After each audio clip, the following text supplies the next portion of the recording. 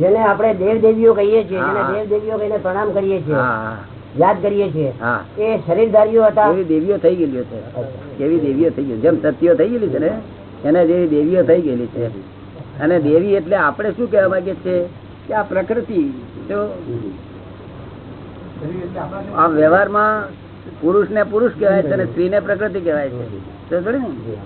એટલે જો પ્રકૃતિ તમારે શુદ્ધ રાખવી હોય તો દેવીઓને પૂજા કર્યા કરો. પરમેશથી ભગવંતો મને નહીં સમજાયું. હા, પંચ પરમેશથી એટલે એક તો જે આત્મા પ્રાપ્ત કરેલો છે, તમે કાલે આત્મા પ્રાપ્ત કર્યો ને એટલે તમે પંચ પરમેશથી માં આવી ગયા.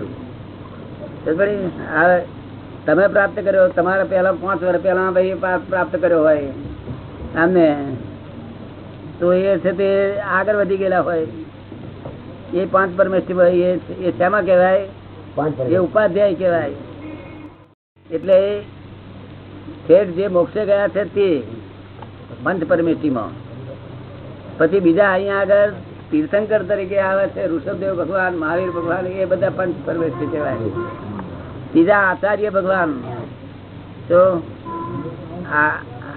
આ દાદા આચાર્ય અને તીર્થંકર ની વચમાં ઉપર છે, કોક ફેરો હોય છે, આવું હતું નથી. સમજ પડે ને? આચાર્ય ભગવાન પૂરા ભગવાન થઈ ગયેલા હોય. તો પૂરા એટલે નહીં, સંપૂર્ણ નહીં, પણ એમનાથી એકાદ 1-2 અવતાર બાકી હોય. કેવું?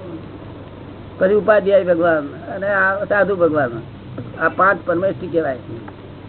એ 5 પરમેશથી નો ટૂંકું સ્વરૂપ ઓમ કહેવાય. શું કહેવાય? ઓમ. જે ઓમ કહેવામાં આવે છે ને તે ઓમ એટલે 5 પરમેશથી ભેગી કરવી એનું નામ ઓમ કહેવાય. ઓમકાર બિંદુ સંયુક્તમ નિત્યમ ધ્યાયંતી યોગિન કામદમ મોક્ષદમ. ને બધું મળે. શું મળે?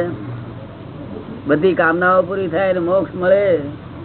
પણ મૂળ ઓમકાર બિંદુ સંયુક્તમ. બિંદુ સંયુક્તમ આ લોકો ઓમકાર એટલું સમજે, બાકી બિંદુ સંયુક્તમ સમજે નહીં, લખે ખરા. તમે સમજે ને? બિંદુ સંયુક્તમ ક્યારે થાય? જ્ઞાની પુરુષ ને મળે અને આ તમે હું શુદ્ધાત્મા છું એવું લક્ષ બેહે તારે બિંદુ સંયુક્તમ થાય. કેવું? તમે સમજ પડે ને?